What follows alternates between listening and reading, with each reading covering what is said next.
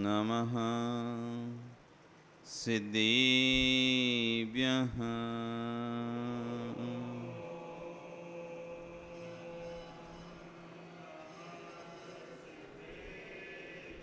ॐ नमः सिद्धेभ्यः।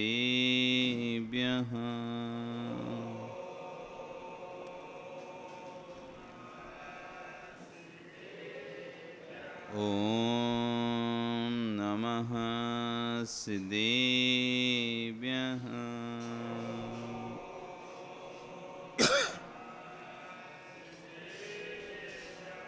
तिर्यणे खग्गिणाय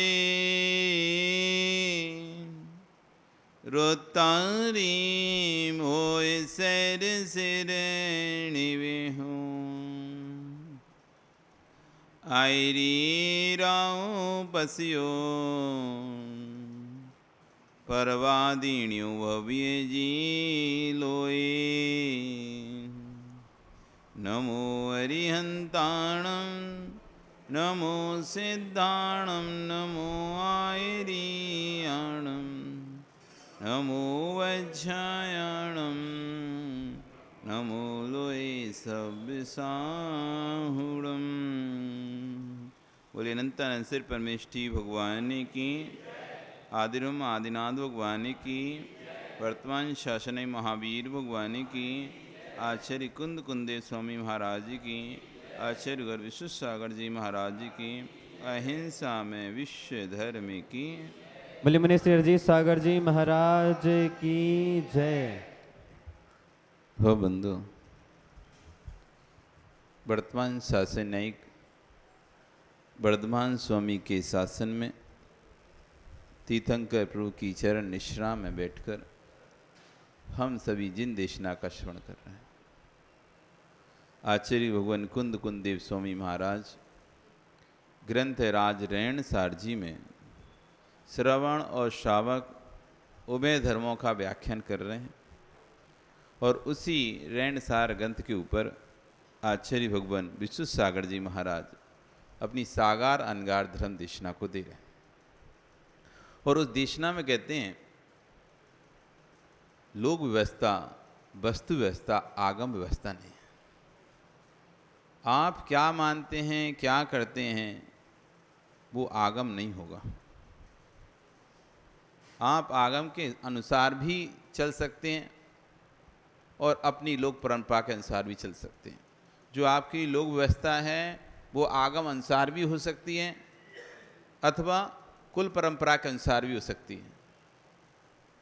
इसलिए आचार्य कोई भी वक्ता, क्या लिख रहे हैं यहाँ पे, कोई वक्ता कोई बात कहे तो पहले ध्यान से सुनना चाहिए, तुरंत मना नहीं करना चाहिए। कोई व्यक्ति आया उसने कहा नहीं ऐसा होना चाहिए या ऐसा होता है, तो आप नहीं नहीं हम तो शुरू कब से जन्मों से कब से परंपरा से ऐसे ही करते आ रहे हैं, अभी तक तो किसी ने नहीं टोका, अभी तक तो किसी ने नहीं रोका, अब आप आकर कैसी बातें कर रहे हो। नहीं, सुनो। कोई भी वक्ता आता है कोई बात कह रहा है तो तुरंत मना मत करो, शांति से सुन लेना और ये कहना मुझे प्रमाण चाहिए। क्योंकि आगम में लिखा है अजान मानो गुरु नियोगा। कोई शिष्य किसी तत्व पर श्रद्धान करता है गुरु के नियोग से, जब तक वह सम्यक दृष्टि है जब तक उसे दूसरा कोई व्यक्ति प्रमाण नहीं दिखा देता। गुरु के नियोग से गुरु ने कुछ समझाया और गुरु ने समझाया और उसकी समझने में नहीं आया या जैसा भी आया तो उसने गलत सिद्धांत हो गया। गुरु के नियोग से गुरु ने समझाया और गुरु को नहीं पता था या कोई तत्व विपरीत पता था, लेकिन शिष्य को तो नहीं पता था कि इनको विपरीत पता है। तो जैसा गुरु ने पढ़ाया शिष्य ने वैसा पढ़ लिया और पढ़ के सिद्धांत कर लिया। विपरीत तत्पर भी सिद्धांत है। अज्ञानी गुरु के निमित्त से इस शिष्य का सिद्धांत विपरीत तत्पर हो गया, तब भी वो सम्यक दृष्टि है। जबकि विपरीत सिद्धांत करने वाला मिथ्या दृष्टि होता है। लेकिन गुरु के नियोग से उसे नहीं पता था तत्व क्या था, उसने गुरु के नियोग से गुरु ने पढ़ाया और उसने पढ़ा और उस पर सिद्धांत कर लिया, तो कह रहे हैं वो जीव सम्यक दृष्टि है। कब तक? जब तक कोई दूसरा आकर ये ना बताए देखो ये तुमने जो ये पढ़ा है या जो तुम्हारी धारा है ये गलत है, ये देखो प्रमाण दिखा रहा है। और यदि वो सामने वाला आपको प्रमाण दिखाता है और फिर भी यदि आप नहीं मानते, फिर मिथ्या दृष्टि हो। कब तक सम्यक दृष्टि थे? आपको गलत बात पर श्रद्धांता, गलत क्रिया कर रहे थे, पर क्यों? हमने तो भैया अमुक गुरु से सीखा है, उन्होंने बता दिया तो तुम कर रहे हैं, हमें तो नहीं पता क्या है, तो आप सम्यक दृष्टि हो। लेकिन दूसरे ने आकर यदि आपको बताया क्रिया गलत है और ये देखो ये प्रमाण लिखा हुआ है, आगम में दिया हुआ है, ये श्लोक है, गाथा है, ये सूत्र है, आप कह रहे हमें नहीं मतलब इससे, हम तो जो करते आए वही करेंगे, हमें मतलब नहीं इससे, और तुमने उसको अलग कर दिया, हमें नहीं मानना, हमारी तो परंपरा ऐसी चली आ रही है और ऐसी चलती रहेगी। तो कह रहे हैं उसी क्षण से वो मिथ्या दृष्टि। अभी तक तो मिथ्या दृष्टि नहीं था, क्योंकि उसको ज्ञान नहीं था, जो गुरु ने बता दिया था वैसा कर रहा था, जो गुरु ने बता दिया था वैसा कर रहा था।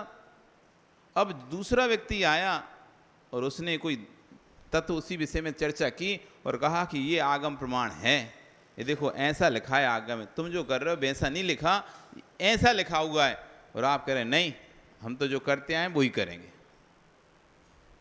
तो मिथ्या दृष्टि हो जाएगा उसमें।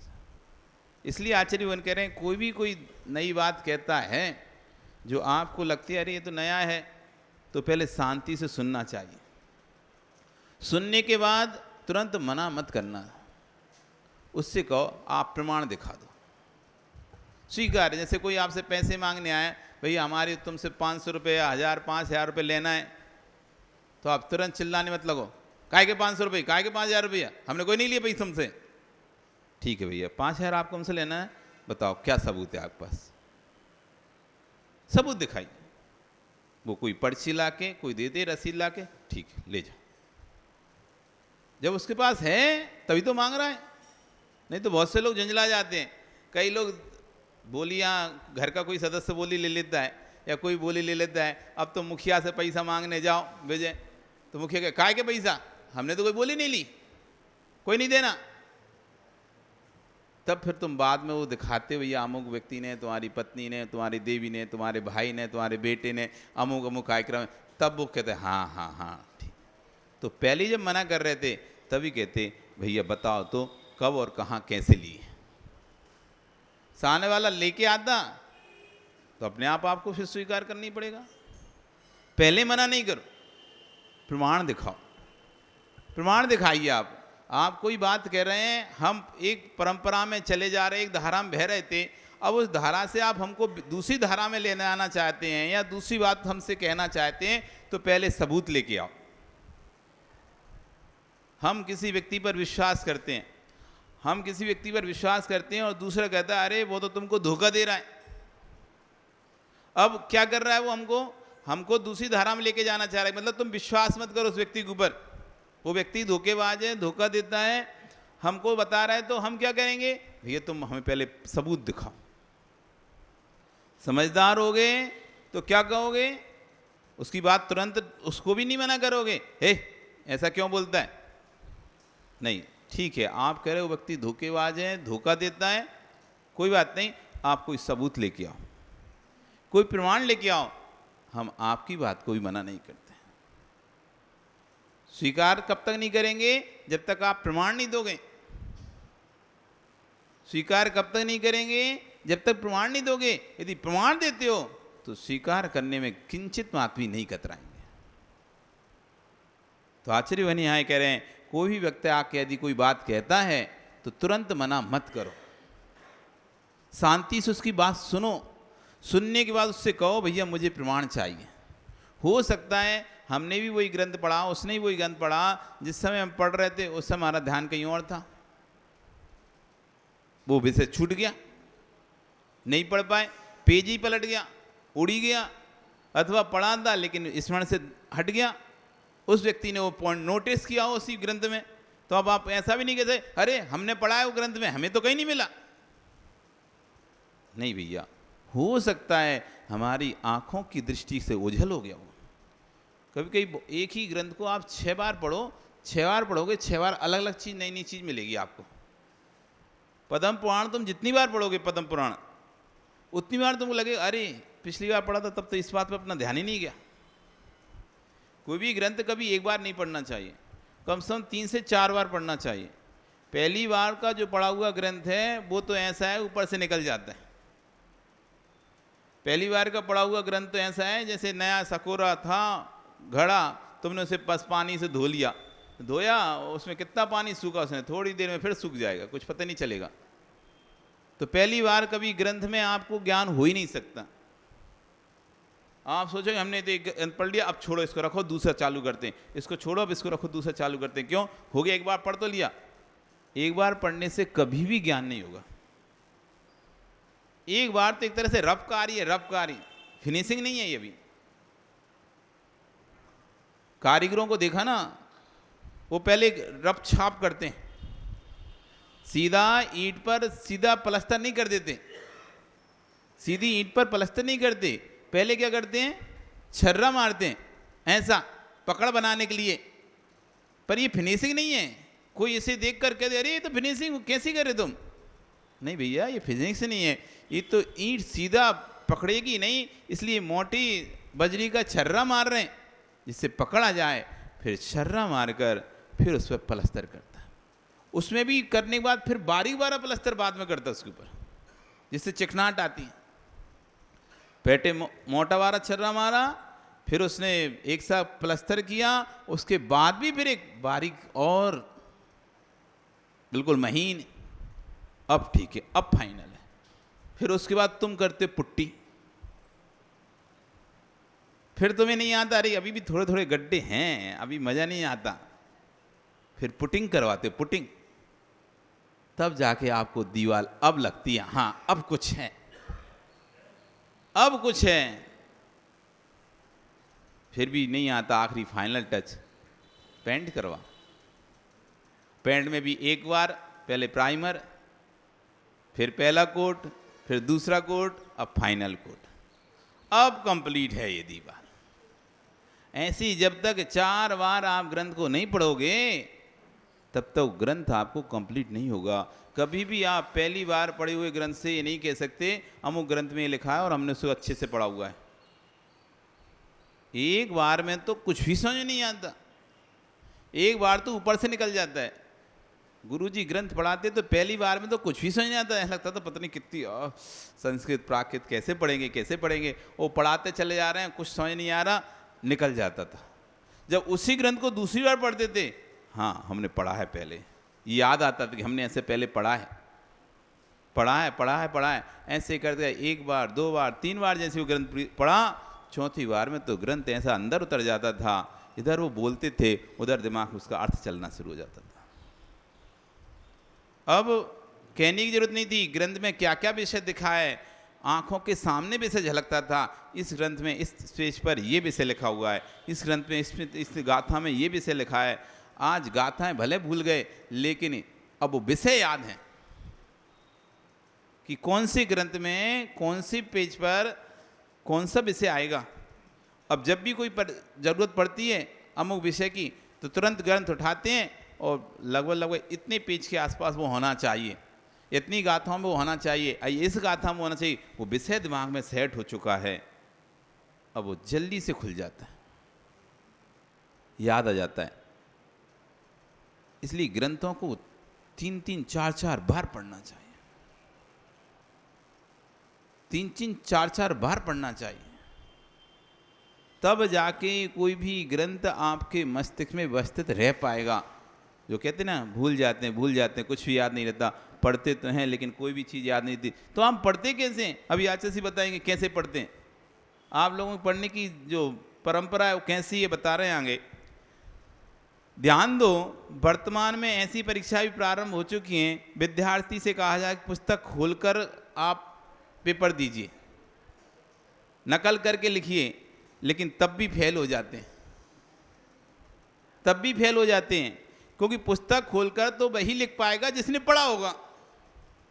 अब आपसे कहें लो ये पुस्तक खोलो और इसमें से बताओ कहाँ क्या लिखा है, अरे वो भी तो कभी बता पाओगे जब तुमने ये पुस्तक पढ़ी होगी और तुमको विषय पता होगा कि अमुक पेज पर वो विषय मिलेगा।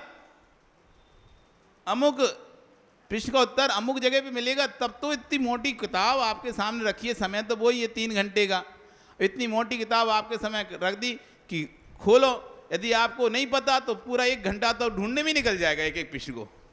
कहाँ ढूंढें, किधर ढूंढें, किधर है, पता चला कि 3 बार वही पेज पलट दिया, वही प्रश्न था, उसी को पलट पलट के आगे बढ़ते गए, बस वही को नहीं खुल रहा है। तो पता होना चाहिए, पता होना चाहिए कि विषय कहाँ है, वो विषय वही पता है। सामने ग्रंथ रख भी देंगे तो ग्रंथ के बारे में बोल तभी पाएगा व्यक्ति जब उसको ग्रंथ का ज्ञान होगा, नहीं तो उसमें ही फेल हो जाते हैं व्यक्ति। ओपन परीक्षा होती है ना, उसमें ही फेल हो जाते हैं। क्यों? क्योंकि वो तो ढूंढने में समय निकाल दिए, उन्हें पता ही नहीं था कहाँ लिखा है।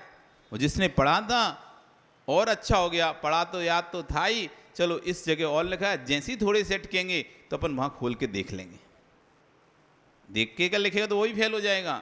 याद है, विषय याद है, क्योंकि देखकर लिखोगे, देखोगे फिर लिखोगे, देखोगे बिल्कुल समय ज़्यादा लगेगा, और याद दिमाग में रहेगा तो फटाफट लिखते जाओगे, समय कम लगेगा।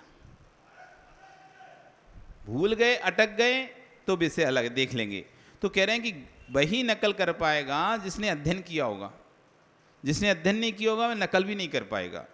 समय निश्चित है, ऐसे कोई कहने लग जाए ये तो आगम है, लेकिन आगम में तुम खोज नहीं पाओगे। कोई आ कहे हम तो आगम से बोल रहे हैं, अब तुम आगम को तो खोज नहीं पाओगे, कहाँ आगम में, इतना बड़ा अगाध आगम है, तो ये उसी से बोल दो। यदि तुम आगम से बोल रहे हो, हमें उस आगम का नाम बता दीजिए। यदि आप आगम से बोल रहे हो, हम सैर स्वीकार करने तैयार हैं। विषय विशाल है, हम कहाँ उसे खोजेंगे। आप आगम से बोल रहे हैं, कोई बात कोई आके कहता है कि देखो ऐसा नहीं, ऐसा होना चाहिए, ऐसा नहीं, ऐसा होना चाहिए, आप ये गलत कर रहे हो, तो ठीक है भैया, जब तक हम सही कर लेंगे पहले आप हमारे लिए आगम ला के खोज के दे दो। हम कहाँ खोजने जाएंगे? आपने पढ़ा हुआ है, आपने पढ़ा है, तो आप हमें बता दीजिए आपने कहाँ पढ़ा है और कौन से आगम में है, हम उसको स्वीकार करेंगे, क्योंकि हम आगम की बात को कभी भी नकार नहीं सकते। है तो बिल्कुल स्वीकार, फिर भले तुम करो नहीं करो, अपनी परंपरा के हिसाब से करो, लेकिन श्रद्धान में तो रहेगा कि हाँ ये बात आगम में लिखी हुई है। कल को कोई जब मना करेगा आपके साथ, भैया मना मत करो, आगम में लिखा हुआ। अपन नहीं करते, अपनी विषय अलग है, अपन नहीं करते, अपने यहाँ नहीं चलता, अपने यहाँ नहीं होता, तो अपन इसे आगम नहीं मानेंगे। अपने यहाँ नहीं होता, ठीक है, अपन अपने हिसाब से चलते हैं, अपनी परंपरा के हिसाब से चलते हैं, अपने जैसी भी अपने चल रही उससे चलेंगे, लेकिन आगम में इसका निषेध नहीं है। जो दूसरी क्रिया है, जब आपको कोई सामने वाला आगम दिखा दे दूसरी क्रिया का, तो आप स्वीकार कर लेना हाथ जोड़ के, क्योंकि जिनवाणी अन्यथा नहीं है। अब नहीं करें, नहीं चलें, वो अपनी कमजोरी, अपनी व्यवस्था। कोई क्रिया आप करते हो और विपरीत क्रिया है, और दूसरे ने दिखाया नहीं ये क्रिया है, फिर आप करें और आप करें ठीक है सही है, लेकिन हमारे यहाँ ऐसा ही चलता है, तो ठीक है, आप अपनी परंपरा को स्वीकारो, कोई बात नहीं है, लेकिन जब कोई दूसरी बात बताए तो उसको नकारो मत। यदि वो प्रमाण दिखा रहा हो, तो वो प्रमाण दिखा रहा हो, सबूत दिखा रहा हो, तो उसको भी स्वीकार करो, उस पर भी सिद्धांत रखो। जब तुम कल कहीं दूसरी जगह जाओ और वो वाली क्रिया होते दिखे, तो तुम ऐसा ना कहो अरे ये क्या कर रहे हैं, ये कोई क्रिया होती है क्या, हमारे यहाँ तो कभी नहीं होती ऐसी क्रिया। तब आपके अंदर सिद्धांत रहेगा, ठीक है हम भी अपनी क्रिया करते हैं, ये भी जो क्रिया कर रहे हैं ये भी अपनी आगम के हिसाब से कर। घर में हम गृहस्थ थे तो एक संकुचित बुद्धि थी, घर में रहते हैं तो एक संकुचित बुद्धि होती है, कुएं के मेढक के जैसी। एक कुएं का मेढक था, तो उस कुएं पर एक बार हंस आकर बैठ जाता है, हंस पक्षी आकर बैठ जाता है, और उसकी परछाई नीचे पड़ती है कुएं के पानी में। तो मेढक दिखता है कौन है ये इतना बड़ा पक्षी, तो बोलते बाहर, अरे भाई कौन हो तुम? तो बोला मैं हंस हूँ। कहाँ जा रहे हो? कि मैं समुद्र में जा रहा हूँ।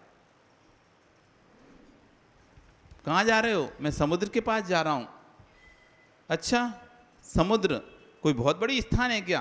कि हाँ बहुत बड़ा स्थान है। कितना बड़ा है? अब बताओ कितना बड़ा होता है समुद्र? बताओ कितना है? इतना, इतना, कितना? तो उसने, मेढक ने भी सोचा कि कितना होगा बड़ा। वो अपना एक हाथ निकाला, इतना बड़ा? नहीं नहीं भाई, इससे भी बड़ा है। उसने दूसरा हाथ निकाला, इतना बड़ा? नहीं नहीं, इससे भी बड़ा है। कितना बड़ा? एक पैर और फैलाया, इतना बड़ा? नहीं नहीं, इससे भी बड़ा है समुद्र।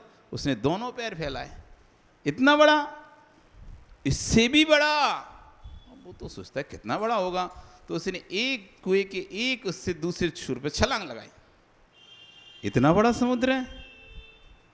कि नहीं भाई, इससे भी बड़ा समुद्र है। तो हंसने लगा मेढक, कभी तो था ही।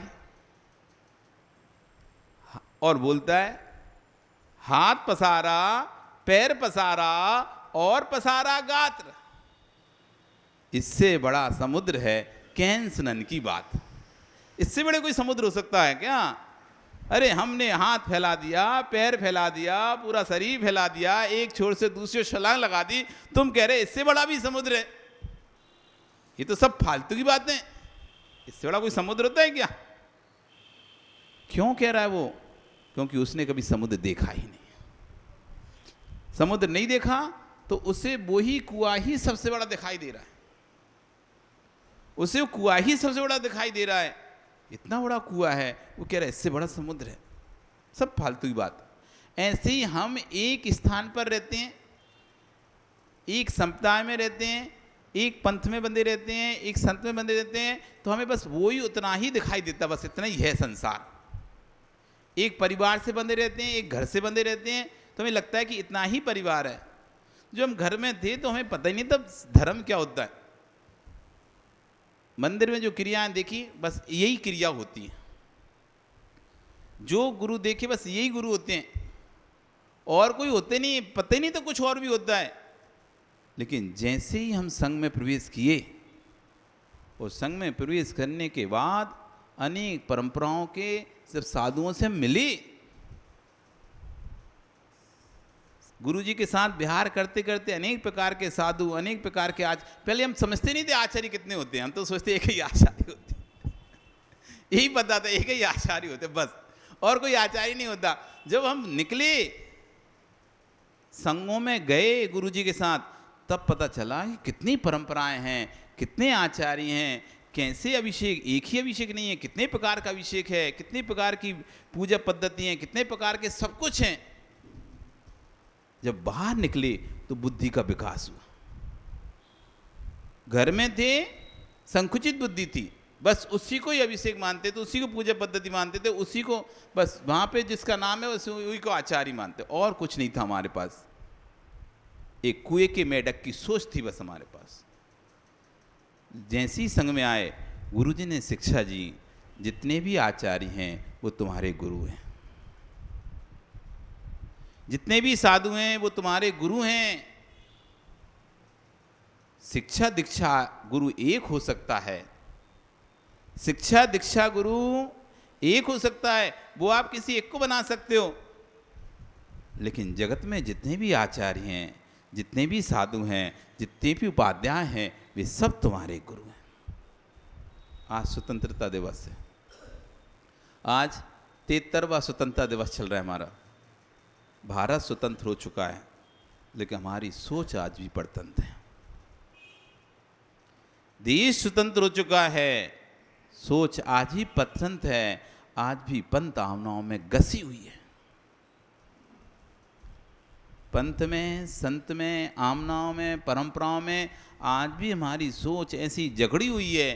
देश तो स्वतंत्र हो चुका है, लेकिन हम अपनी सोच को स्वतंत्र नहीं कर पाए। वही पुरानी सोच हमारे दिमाग में आज तक चल रही है। हम आगे बढ़ ही नहीं पा रहे, अपने स्थान से, अपने परंपरा से हटके आगे सोच ही नहीं पा रहे। और कुछ नया दिखता है हमको तो तुरंत हम उसका विरोध करना शुरू कर देते हैं। कुछ नया दिखता है तो तुरंत हम कमेंट्स करना शुरू कर देते हैं। कुछ नया होता है तो उस पर लेख लिखना शुरू कर देते हैं।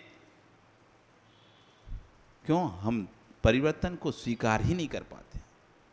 बिल्ले जीव हैं जो परिवर्तन को स्वीकार कर पाए। घरों में लड़ाई क्यों होती है, घरों में लड़ाई झगड़े क्यों हो रहे हैं? वो माँ आई, माँ ने अपने घर में जो परंपरा देखी, अब वो परंपरा थी 70 वर्ष पुरानी। जो उसने परंपरा देखी 70 वर्ष पुरानी कि घर में बहू आती है और बहू अपने सास ससुर के सामने सिर पर पल्ला रख कर रहती है। 60 वर्ष से वो देख रही है, हमने कभी अपने सास ससुर के सामने सिर से पल्ला नहीं हटाया।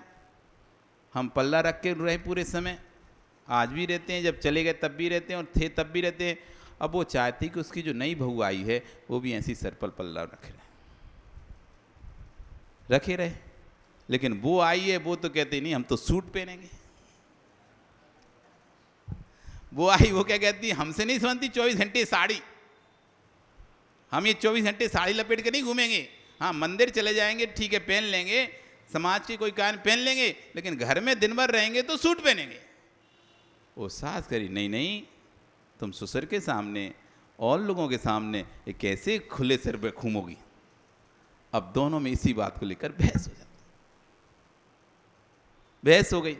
अब घर में क्लेश हो गया। अब बताओ, वो अपनी सोच 70 साल के साथ सोच रही थी और जो नई आई वो अपने नए हिसाब सोच रही थी। अब क्या, सब तो घूमते हैं, सब तो फिरते हैं, सबके घरों में तो रहते हैं, हमारे घर में कोई अलग से थोड़ी ना होगा। अब वो कह रहे नहीं, किसी घर में कुछ भी हो, हमारे घर में तो ऐसे ही होगा।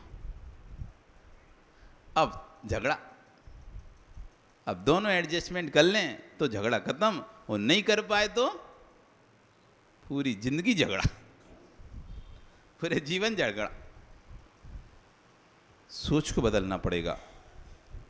आचार्य भगवान यहां पे कह रहे हैं,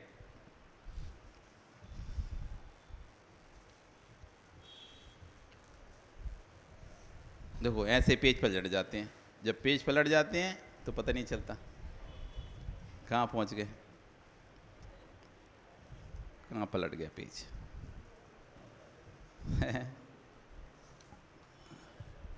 धागा कहाँ लगा हुआ।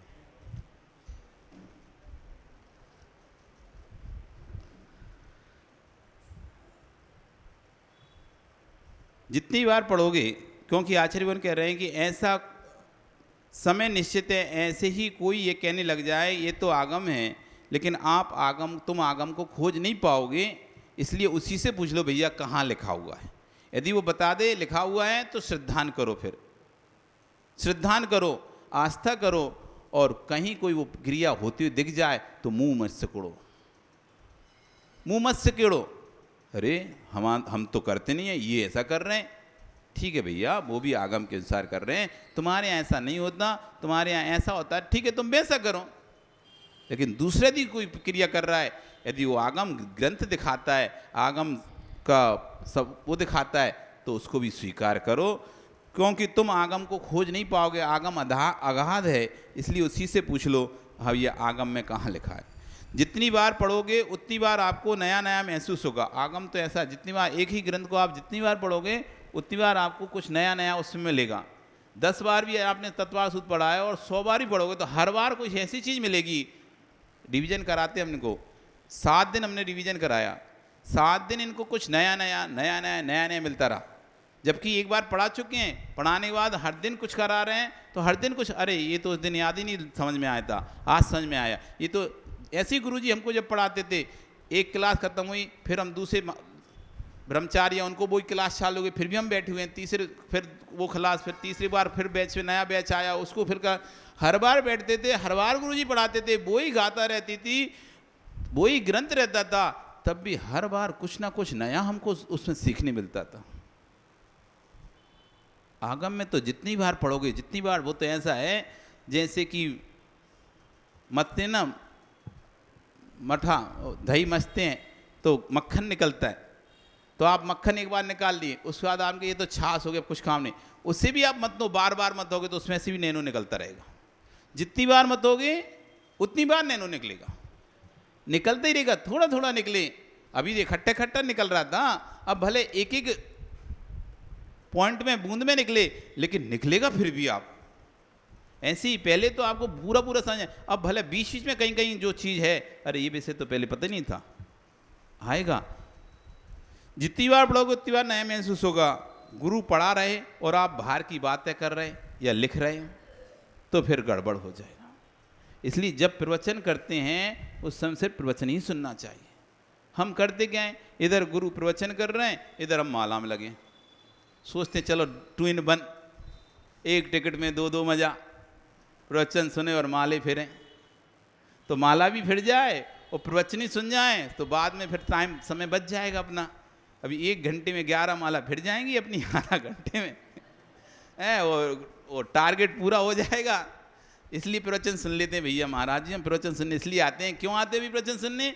1 घंटे हमारी 11 माला हो तो दोनों काम हो जाता है, प्रवचन सुनना भी हो जाता है और इस बहाने, प्रवचन सुनने के बहाने रोज माला छूट जाती थी, अब मालाएं भी पूरी हो जाती है। तो कह रहे हैं 2 काम एक साथ मत करो, है ना, कि प्रवचन भी सुनो और माला ही फेरो। अरे या तो शांति से माला फेर लो या फिर शांति से प्रवचन सुन लो। ना तो तुम्हारा प्रवचन में जी लग रहा, ना माला में जी लग रहा, 2 में से एक काम में जी लगेगा, क्योंकि उपयोग तो एक समय में एक ही होगा। उपयोग की धारा तो एक समय में एक ही आएगी। प्रवचन सुनोगे तो माला में मन नहीं लग पाएगा, माला फेरोगे तो प्रवचन में मन नहीं लग पाएगा।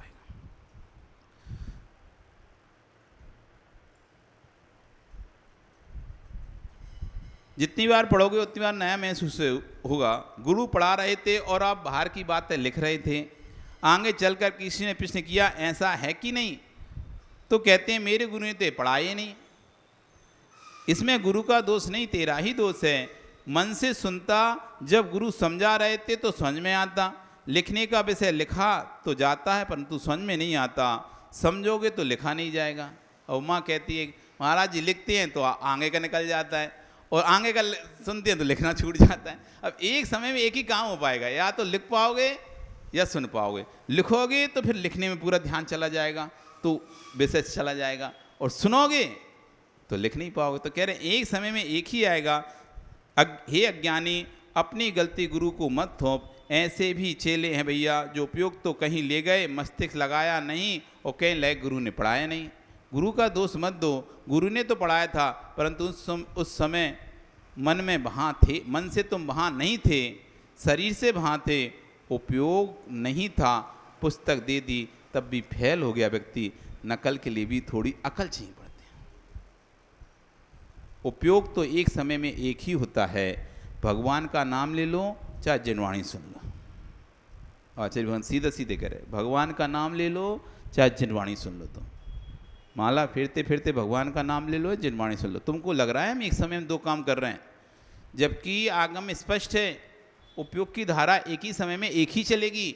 जब आप सुनते हो तो देखते नहीं हो, देखते हो तो सुनते नहीं हो, खाते हो तो चलते नहीं। मतलब एक काम में हमको लगता है कि हम एक साथ कर रहे हैं सब, नहीं, इतना सूक्ष्म आगम है, इतना सूक्ष्म ज्ञान है, इतना सूक्ष्म ज्ञान है कि हमको समय भेद नहीं पता चलता।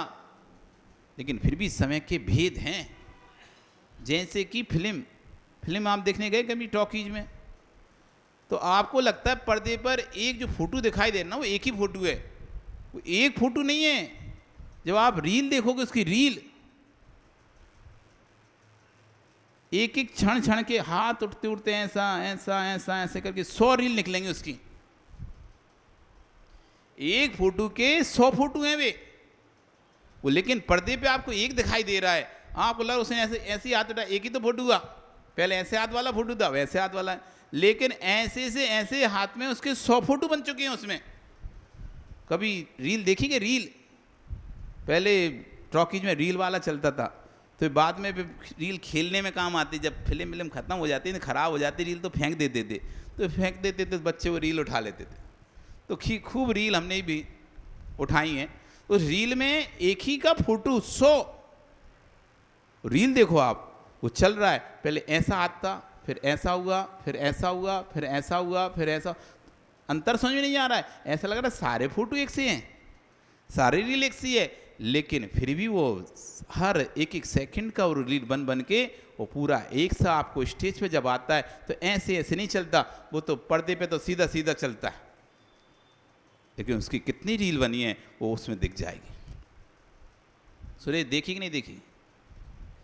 देखी ना, फोटो एक से दिख रहे हैं, लेकिन फिर भी कितना, हर फोटो में कुछ थोड़ा सा अंतर, फिर थोड़ा सा, लेकिन अंतर आपको समझ में नहीं आएगा, पकड़ नहीं पाओगे क्या अंतर है, ऐसे ही तो था, ऐसे ही तो है। अंतर आ चुका है। ऐसे ही हमारे ज्ञान में अंतर चलता रहता है। देखते समय अलग उपयोग रहता है, सुनते समय अलग उपयोग रहता है, बोलते समय अलग उपयोग होते हैं। स्थूल में जब हमें आते हैं तो दिखाई देता है, सूक्ष्म में हमको दिखाई नहीं देता है। वो स्थूल दिखाई दे रहा, हाथ ऐसे से ऐसा सीधा, बस ये दिखाई दे गया, लेकिन बीच के जो फोर्स बने हैं उसके फोटो चित्र, वो कुछ भी नहीं दिखाई दे रहा। तो ऐसे ही कह रहे हैं यहाँ पर, उपयोग की धारा भगवान, चाहे भगवान का नाम ले लो, चाहे जिनवाणी सुन लो, दो में से एक काम कर लो, या तो जिनवाणी सुन पाओगे, नहीं तो भगवान का नाम ले पाओगे। उपयोग की धारा को देखो कि पूरा ग्रंथ पढ़ लिया, लेकिन एक शब्द ही पता नहीं है कि इसमें क्या था क्या। आप पूरा पूरा कितना बार, कितने ग्रंथों का स्वाध्याय कर चुके हुए। अब आपसे पूछा था, बताओ कौन से ग्रंथ में क्या पढ़ा था। ग्रंथ का ही नाम याद नहीं है, पढ़ने की बात तो छोड़ो, ग्रंथ के बारे में तो क्या बताएंगे। अभी तक जितने ग्रंथ पढ़ लिए उनके ही नाम बता दो बस, कि हमने अमुक अमुक इतने सारे ग्रंथ पढ़ लिए। ऐसा तो 20-20 साल से स्वाध्याय कर रहे हो तो 2-5 ग्रंथ तो पूरे हो गए होंगे, 10 ग्रंथ तो पूरे हो गए। वैसे भी एक ग्रंथ यदि हम पढ़ते तो एक साल में एक ग्रंथ पूरा हो जाता है। बड़ा सा मोटा सा भी ग्रंथ पढ़ोगे तो 1-1.5 साल में पूरा हो जाता है। तो आप 20 साल से ग्रंथ पढ़ते आ रहे हो, तो 50 ग्रंथ तो पढ़े लिए होंगे। कितने पढ़ लिए? 50 नहीं तो चलो 10 पढ़ लिए होंगे, 10 नहीं तो 5 पढ़ लिए होंगे। 5 के नाम गिना दो, 5 कौन कौन से पढ़ लिए? पढ़े तो बहुत कुछ है, पूरी जीवन से पढ़ते चले आ रहे हैं स्वाध्याय, लेकिन 5 का भी कपूर चंद जी नाम याद नहीं है। आपको तो होगा ना, अपने आपने 80 साल में कितने ग्रंथ पढ़े? एक आध पढ़ा? कितने? अब वो भी सोच में पड़ गया, बताया महाराज जी कितने इतने पढ़ ली की गिनती भी नहीं है हमको। कुछ पढ़ा? नहीं पढ़ा। पढ़ा निर्मल जी? इतने वर्षों में तुमने एक भी ग्रंथ नहीं पढ़ा है? एक पढ़ा, कौन सा पढ़ा है? पद्म पुराण पढ़ा। वो पद्म पुराण भी कितनी बार पढ़ा? एक बार पढ़ा। एक बार में क्या क्या उस विषय बताओगे? राम जब बन जाते तो क्या कहते हैं? राम जब रावण के पास जाते तो क्या कहते, कुछ पता है? दशरथ जब राम को बोलते हैं बन जाने के लिए, उस समय क्या कहते हैं, कुछ पता है? कुछ भी नहीं पता। पढ़ा जरूर है एक बार पद्म पुराण, लेकिन क्या वर्णन है, कैसे वर्णन है, क्या क्या और परंपराएं पद्म पुराण की थी, वो कभी प्रस्तावना पढ़ी आपने? ग्रंथ तो फिर भी पढ़ लिया, लेकिन ग्रंथ पढ़ने से पहले उसकी प्रस्तावना जरूर पढ़ना चाहिए। प्रस्तावना में विषय रहता है, प्रस्तावना में सार रहता है, प्रस्तावना में खोज रहती है। कोई भी ग्रंथ पढ़ो तो उसकी प्रस्तावना जरूर पढ़ो। प्रस्तावना में बताया जाता है कि ये ग्रंथ के बारे में, ये रामायण के बारे में कौन कौन से ग्रंथों में क्या क्या क्या क्या लिखा है।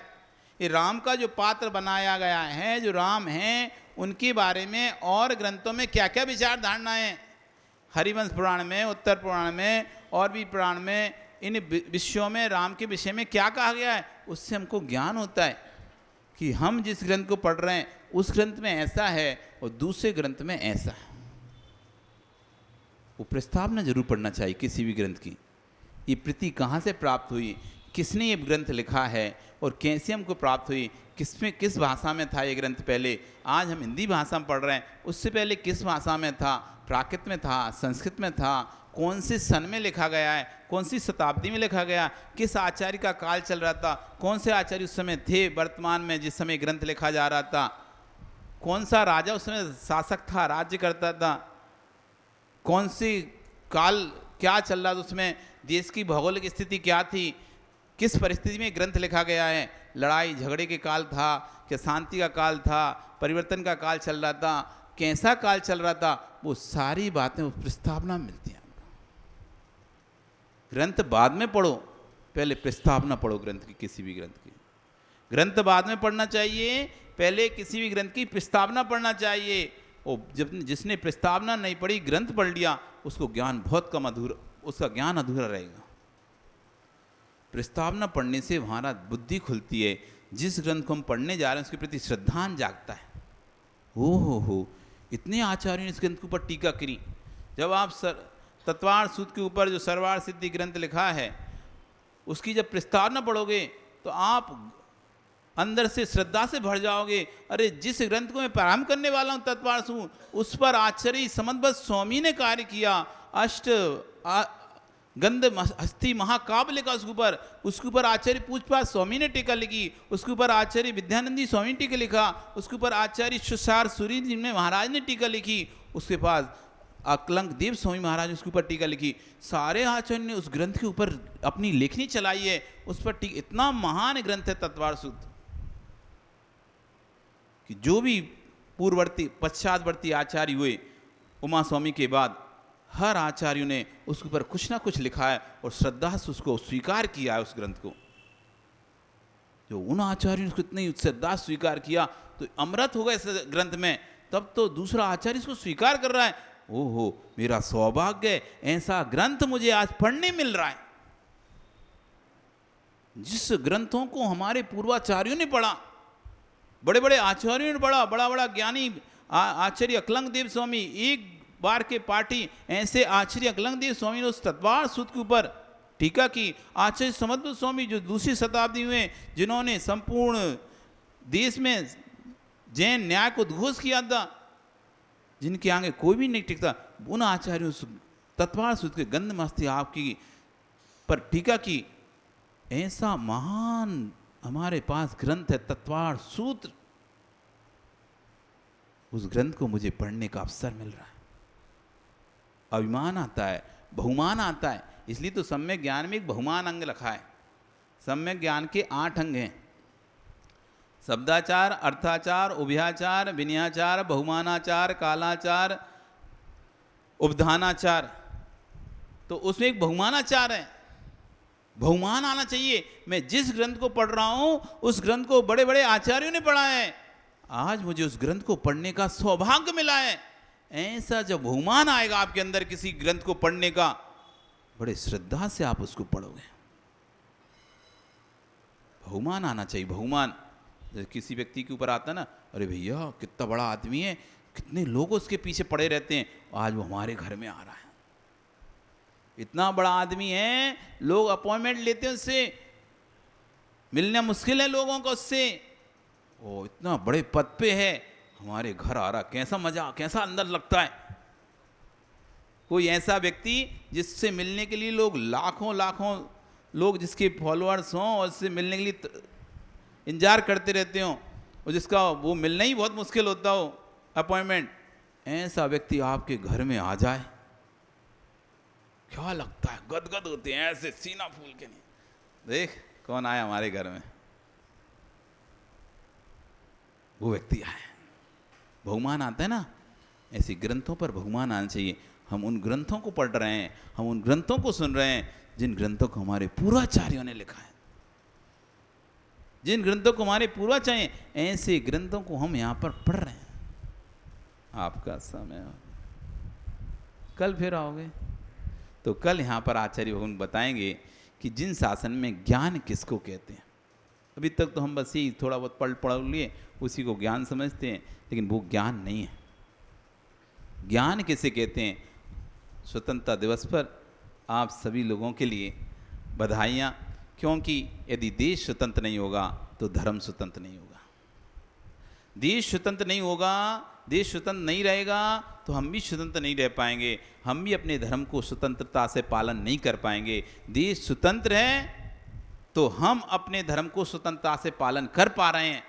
देश परतंत्र होता तो आप अपने धर्म का भी पालन नहीं कर पाते, क्योंकि राष्ट्र में शांति रहती है तो प्रदेश में शांति रहती है, देश में शांति होती है तो प्रदेश में शांति होती है, और प्रदेश में शांति होती है तो नगर में शांति होती है, और नगर में शांति होती है तो मोहल्ले में शांति होती है, और मोहल्ले में शांति होती है तो घर में शांति होती है, और जब घर में शांति होती है तब हृदय में शांति होती है।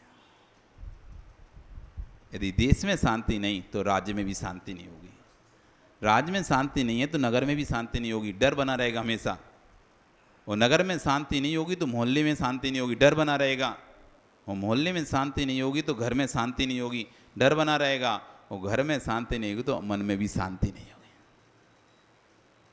देश स्वतंत्र तो राज स्वतंत्र, राज स्वतंत्र तो नगर स्वतंत्र, नगर स्वतंत्र तो मोहल्ला स्वतंत्र, और मोहल्ला स्वतंत्र तो घर स्वतंत्र, और घर स्वतंत्र तो हम स्वतंत्र। इसलिए देश की स्वतंत्रता से हमारी स्वतंत्रता का सीधा संबंध है, आत्मा की स्वतंत्रता का सीधा संबंध है। देश स्वतंत्र रहेगा तो हमारी आत्मा भी संकलिष्टता से स्वतंत्र रहेगी। और देश स्वतंत्र तो हमें भी हमेशा संकलिष्टता बनी रहेगी, हमें दूसरे के अधीन रहना पड़ रहा है। आज हम कहते हैं हमें किसी के अधीन नहीं है, हम स्वतंत्र हैं। इसलिए ऐसे स्वतंत्रता पर जिसमें लाखों लोगों ने अपना बलिदान देकर उस स्वतंत्रता को प्राप्त किया है, वास्तव में चीज़ जब होती है तब हमको कीमत नहीं होती, जब जीत दूसरे के पास चली जाती तब कीमत होती है। पहले देश स्वतंत्र था, लेकिन आपसी मतभेद ने ब्रिटिश ने आकर उस पर कब्जा कर लिया। हमारे ही फूट डालो राज करो की नीति अपनाकर हम ही लोगों पर कब्जा करके हम पर राज किया। तब जब हमको समझ में आएगा, अरे पहले हम लड़ कर मरे जाए थे, अब तो हम दूसरे के अधीन हो गए, अब हम दुखी हो रहे थे। फिर अपने दुख को दूर करने के लिए लाखों लोगों ने अपने बलिदान दिया। 100, 200, 300 साल के जब संघर्ष के बाद आज का वो दिन था। कौन सा न्याय ये? कौन सा न्याय बोल रहा है? आज के दिन स्वतंत्रता मिली भूत निगम ने। भूत की बात को वर्तमान में कह रहा है। आज 15 अगस्त है, आज के दिन हमारा देश स्वतंत्र हुआ था। आज नहीं हुआ, आज से 73 साल पहले हुआ था, लेकिन फिर भी 73 साल की बात को हम क्या कह रहे हैं? आज हुआ था। ये भूत निगम ने है, भूत निगम ने से आज हमारा स्वतंत्रता दिवस है, इंडिपेंडेंस डे है। इसलिए भारत की स्वतंत्रता, हमारी स्वतंत्रता, ऐसा कार्य करें जिससे भारत सदैव स्वतंत्र रहे। भारत स्वतंत्र, हम स्वतंत्र, धर्म स्वतंत्र, तो परिणाम भी परिवार सब स्वतंत्र रहेंगे। बोली भगवान महावीर स्वामी की।